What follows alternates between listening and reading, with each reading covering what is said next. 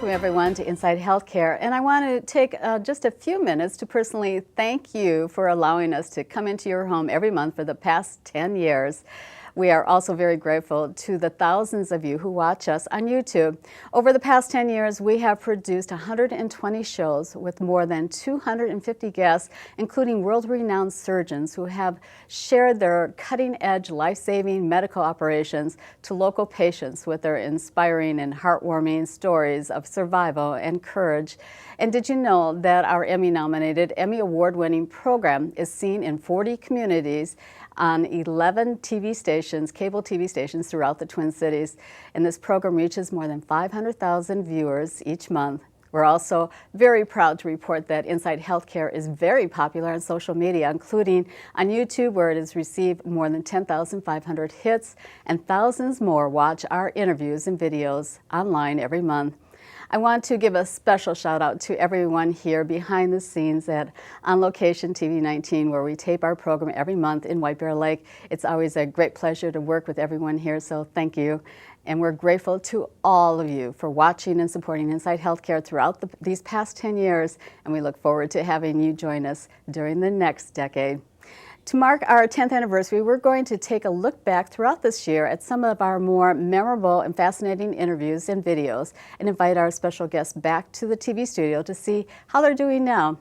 Since it's the new start of a new year, and lots of you are wanting to lose weight in 2015, we thought we would revisit Amy's story, which we first showed you last fall. If you remember, last January, like lots of other people, Amy wanted to lose weight. And a visit to her doctor was not only helped her lose that weight, it's been healthier than ever before. Once again, here's Amy's story.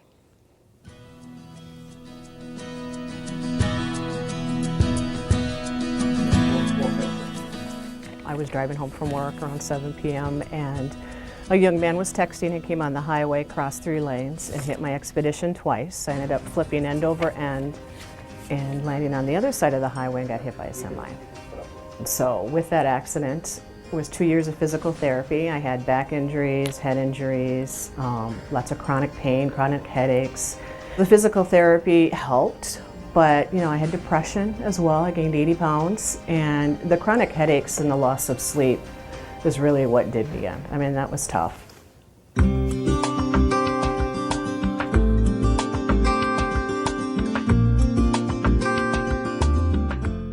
The education with the nutrition and what she gave me to eat has really helped. Just making better choices, eating whole foods, and understanding, every food has to be entered. It's one thing to log food like Weight Watchers does, but with this program and with a lot of the websites that are available now, you can really track the detail of the carbs, the proteins, and the sugars, and be aware of what is good to eat. It's not so much as the calories and the fat. It's all of those combined together. So I'm under 100 carbs a day, high protein, and then low sugar. And that's what's helped me. I've lost 60 pounds since January.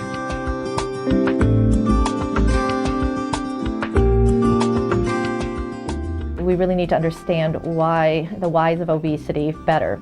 And they can include certainly poor nutrition. They can include behaviors that we've developed over time that go against being able to be healthy.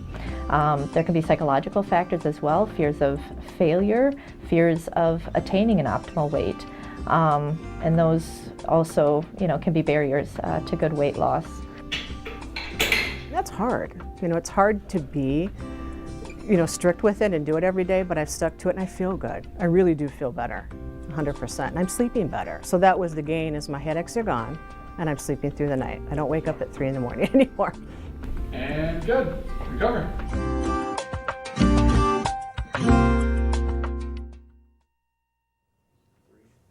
And since we taped that video with Amy, she has told us that she has lost more than 70 pounds since last January, thanks to her doctor and the Healthy Stillwater Clinic weight loss program.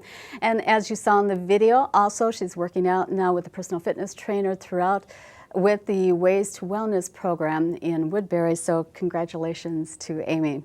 If your New Year's resolution is to lose weight and eat healthier and get fit, we have just the person joining us to help you do that. It's Leigh Ann Greauvu. She's a familiar face to our program. She's been here many times throughout our 10 years. And she's a registered dietitian at Healthy St. John's Hospital. So thank you for coming back and being with us. And it's that time of year. Right. And hopefully everyone else can be as successful as Amy was. Right. And if you notice, Amy got her life in order before she really tackled it head on. She had a lot to contend with after that accident just to get herself back on her feet. And then she decided that she's going to really work hard and faithfully on her weight loss quest. So yeah, you were telling us before we started that you actually have met her and she was talking about it, so you know her right. story She's personally. been so thrilled to really get the help that she needed in the right format. So how do we get started? I think that's always the challenge. You know, how do you get going and keep going and continue going past January? Exactly. You know, you always hear about the health clubs being very crowded and then it peters out quickly in February and March. I think part of the problem is that we want to, before we start that new diet that worked for somebody else or respond to that commercial weight loss program and decide to throw more money at the problem in terms of purchasing exercise equipment or a gym membership, we want to step back and use the beginning of the year to take inventory on how last year went. If you gained weight over the last year, that means that you've consumed more calories and didn't exercise the way you should. However, if you maintained your weight, that's one good step in the right direction. It only is 100 extra calories a day that causes 10 pounds of weight gain over the course of a year. It seems so simple, like just cut out 100 less calories a day. Right, and to really sit back and analyze what your goals are and what your barriers are. So it's sort of, we call it in the health industry, root cause analysis. So even with a recent visit that I had with a gal that had gained quite a bit of weight over the year due to stress and illness in the family and that caregiving that goes on, sort of your needs sort of fall by the wayside. And we identified that it was that chai tea syrup containing 240 calorie beverage that she started to have every day that can create that 240 extra calories. If it's extra calories, can create a half a pound a week of weight gain. So I encourage you to think more about your health instead of just about weight loss. In fact, as this morning when I got in the car, I heard a radio commercial promising 20 pounds in 40 days. And when you think about that kind of weight loss, obviously that's going to involve dehydration and muscle loss. And as I age and as we age, I'm more concerned about being able to get out of my chair rather than get into a bikini. So you want to think about your Realistic. health. Yeah, get real about your health and then take kind of a head-to-toe inventory on your own body. And so I call it, in the medical world, they call it your body habitus. And so we inhabit our bodies, don't we? So I think of it as taking inventory of your house and finding out where are your barriers to having better health. And sometimes it has to do with what you put in your mouth, but also it might have to do with other habits that you're keeping or not keeping that are good or bad. You have a graphic that can kind of demonstrate taking care of your house, or? Right, yeah. So I use the acronym HOUSE, and I'm going to go over the first letter of the HOUSE is hydrate, for H is hydrate. And there's very few health conditions where we don't need water or we need to limit water. One condition might be congestive heart failure, where we have to watch our fluid, or maybe kidney disease. However, almost every other condition that we have benefits from getting extra water. And we have always heard that that classic 8 cups a day. Generally, the rule or the calculation is you take your weight in pounds and divide it by 2, and that's how many ounces of water you need a day.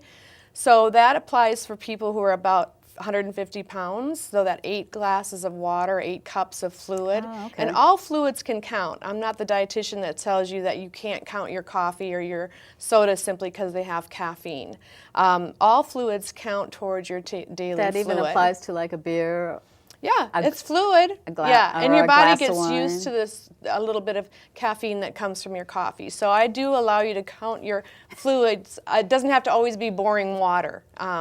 So hydrate, and then if you weigh over 150 pounds or more into the 200-pound range, then that 10 cups of water is really, or a fluid, I should say.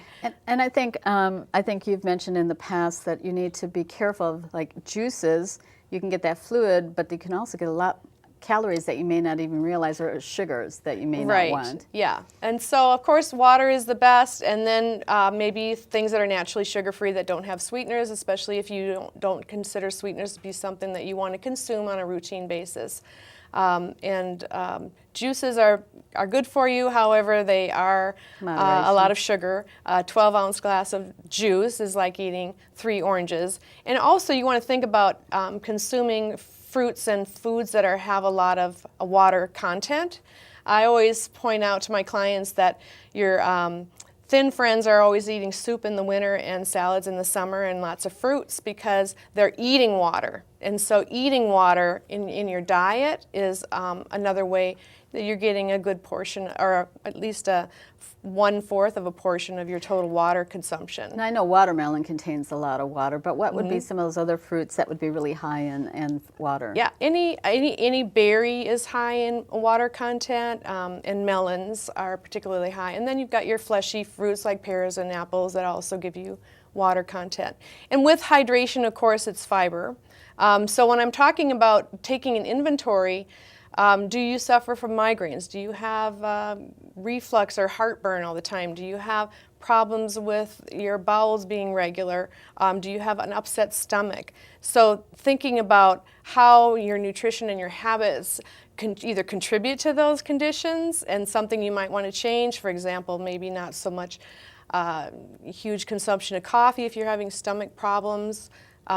So thinking about things that relate to your health, and perhaps it might be your rest or your stress management or stretching, those kind of things in addition to your diet. So not looking just specifically at the scale, but really taking a picture, a snapshot of your overall health and what you want to do to improve your health this year. And that's kind of what I got out of Amy's story too, is that she was having all these other health issues, and that losing the weight helped reduce those health issues as well. Right, and how the stress of suffering pain can cause that weight gain.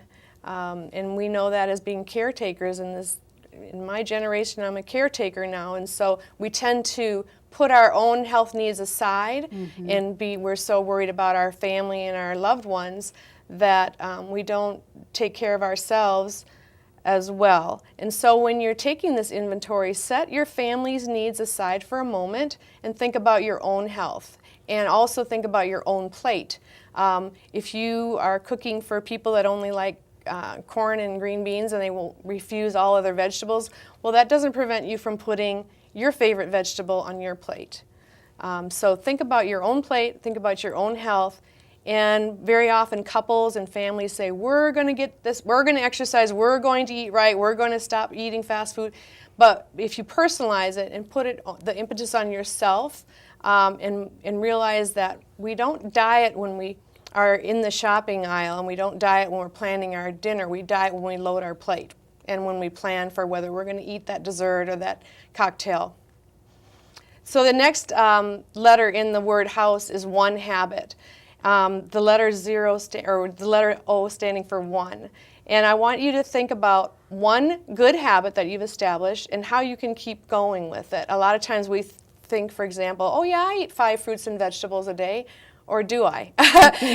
We assume that we have this good habit in line, but really actually tally. I have a very simple checklist. One of it is to drink your water. The next checklist is, did I have 5 fruits and vegetables today? And a lot of times the answer is no. We think we do, but we really don't. I know you mentioned it last night. I was doing that mental thought. It's like, oh, I just had an orange and I had a banana. Did I have anything else? And right. And then your salad greens and your cooked vegetable and even your V8 counts for your 1 of 5. And actually they want men to have 9 to protect the prostate, and because men have higher calorie needs, they really need 9 fruits and vegetable servings a day. So 5 is kind of a minimum. And then think about one bad habit that you know that you keep, and it might not be related specifically to what you put in your mouth, but it might be staying up too late or never taking time to pack a lunch, stopping at fast food, and then just work on that one bad habit. And don't make it all or nothing. Make it every Wednesday I'm going to pack my lunch because on Tuesday night I don't have anything going on, so that I can be one day less of running and getting fast food or vending machine food. So just start with one habit, eliminating a bad habit and enforcing a good habit. And then some other your acronym of HOUSE, what would be the next thing? The other one is called under order, and what I mean by that is something that I've personally chosen to do. And when I talk about that extra 100 calories, a lot of times we're really good during the week, but then on the weekend we go out and we're celebrating with friends, and now we've eaten 1,000 extra calories, and the food and drink.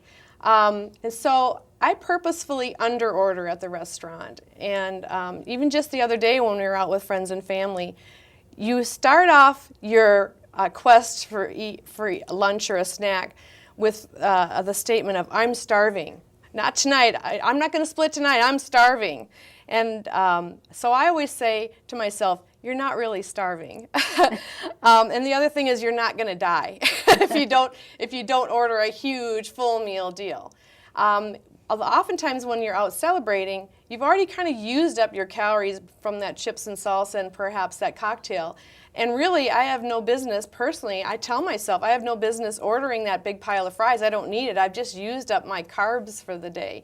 And I've always considered that I spent my carbs in the most delightful way. So I wanted the chips and salsa, and I really don't care about those fries that are coming later on the plate. So purposefully, I don't order much when I go out to dinner. I order maybe a cup of soup or perhaps an appetizer that's low in fat. And then I go away spending less money and not feeling overfull. Because what I find, if you really listen to the dinner conversation, it's, oh, I'm starving, and then 20 minutes later, oh, I'm full. They're grunting. People are grunting and groaning because they overconsumed food and beverage. Yeah, that's very common, that's for sure. What about S in our house? You know, I used to be the type of dietitian that said if you eat healthily, you don't really need any supplements. Over the years, I've found that we all, especially Minnesotans, need a vitamin D supplement because we don't get it from the sun. And at my household, we buy the 5,000, and if you already are taking vitamin D in the form of maybe calcium plus D or a multivitamin that contains D, then you wouldn't take that 5,000 every day. You might take it every other day or every third day. And then if you don't take any supplements at all and you really don't see the sun and you don't drink any dairy products that contain a little bit of vitamin D, then really if you're 150 to 200 pounds, you can safely take a 5,000 supplement of vitamin D. However, you want to check with your doctor and perhaps have your vitamin D level checked. And does that give you energy? Is that what the D does? does? Yes, it acts like a diet pill. Not that it specifically decreases your appetite, but it keeps your rear end from being adhered to the couch when you get home from work because you have this new sense of energy. It also helps your immune system, and it helps in prevention of a lot of chronic diseases, and it just overall makes you feel like your brain's no longer wrapped in cellophane. That's the way I describe it, because in the middle of the winter especially here in the Midwest, we feel tired. Even though we've slept, we still I hear that feel so much from fatigued. people, yeah. And so the supplement can help you by giving you back some energy, and then you're able to achieve your goals that you set for yourself. The other thing too, as far as getting your house in order, there's been studies that have shown that when you struggle with your weight, your digestive probiotic or your bacteria is kind of out of whack. And of course, in order to get your digestive system in better shape, you want to consume probiotics, which of course we know is yogurt and kefir and those kind of things that already have good bacteria in it, but also realize that by eating your fruits and vegetables and your high fiber starches, that is what creates a good balance in your digestive tract. So Perhaps you might want to think about if you have difficulty with your digestive system not being appropriate or not being regular. I always tell my clients a sluggish bowel means a sluggish metabolism. So a probiotic that's been proven to be effective and have a good amount of probiotics would be another supplement that you might want to consider. And then the final E on your house? Of course, exercise. And there's where we put forth very, very unrealistic expectations on ourselves.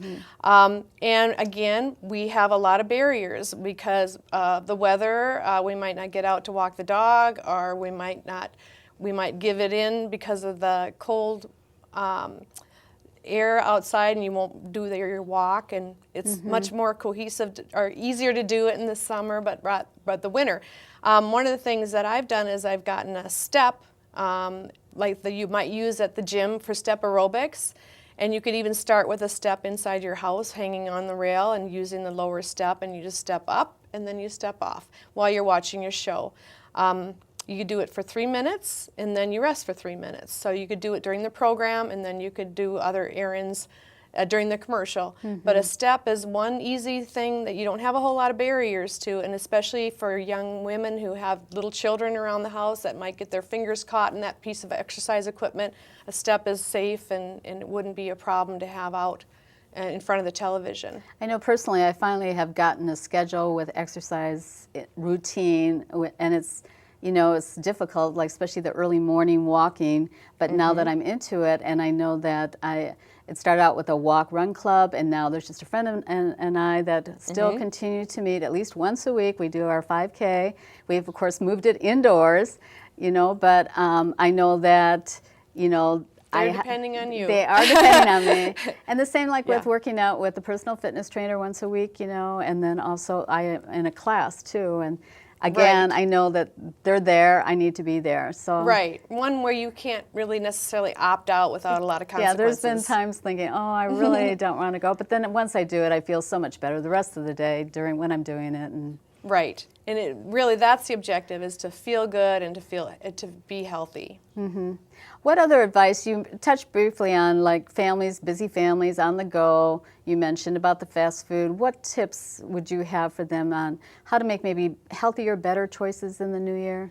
Well, in terms of fast dining, reality is when you're taking 3 kids to sporting events and you don't have time to cook, reality is that you probably are going to end up at the fast food at least once a week. And so for the adults who are trying to manage the weight, we tend to buy the package deal where we get the large fry and then the larger burger because we're hungry and we're starving and we're going to die, right? So I'm willing to pay 70 cents more to get the larger beverage and the sandwich without the fries, because I know that if I get that large fry, I'm going to eat it. So I tend to recommend really the best choice, especially for a female is trying to lose weight, is just the smaller burger or cheeseburger and skip the fries or only have a couple fries. Skip the cheese, bacon, and mayo, and then load up on the pickles, lettuce, tomato. One of my favorite places to grab a burger is at Dairy Queen because they have a decent tasting smaller burger, and they can load up on all the veggies on there and skip the fries and the onion rings. Yeah, they can really add the calories and fat. No doubt. More and like for in a terms whole week of sometimes. Quick, easy to go, run out the door snacks, particularly for breakfast or for between the school and the team sporting events, you want to think of your snacks as having a lean protein combined with a carbohydrate. And when you think of carbohydrates, think fiber. So if it's crackers, get whole grain crackers or granola bars that have a good grain or nuts or seeds in it. And look on the label for that main ingredient. Yeah, you want to have your carbohydrate should have some fiber, and know that fiber is skin, seeds, and hulls. So an apple and peanut butter is a protein-containing carb-protein combination. So I call it a mini meal, and that's basically a lean protein combined with 1 or 2 carbohydrates, depending on your needs, and think fiber when you're thinking of the carbohydrates. So a yogurt and fruit, or a granola bar and peanut butter, a cheese stick and some whole grain crackers. Think protein when you're thinking about snacking. I think I read too, they were saying how just have just some water, warm water, tap water, first thing in the morning before you even eat, that can rev up your metabolism as well? Right, a lot of people aren't breakfast eaters, and the main thing is that you do want to introduce fluid. Warm is good for your, to stimulate your bowels. It doesn't have to be warm fluids. But try and get some fluids on board to keep your metabolism jump started. It doesn't necessarily have to be a full meal deal at breakfast. We just have a few seconds left, a few minutes left. Final advice for our viewers out there that want to be healthier this year? I guess I would take an inventory of what you really want to accomplish this year in terms of your health. And it might be related to dieting, but it also might be going to the dentist, getting a night guard, changing your pillow, committing to a better night's sleep. Anything that is impacting your stress level and your overall health, take an inventory and don't just throw money at a gym. Think about what the return is on your investment. I like that idea too, to get your house in order and think of those words, those letters, and how that can help too. So, well, Leigh Ann, always great to have you with us. Thank you so much for being with us. Great advice as always. Thanks. Thanks. And we'd like to thank you for joining us. We hope you'll join us next time on Inside Healthcare. We'll see you then, everyone.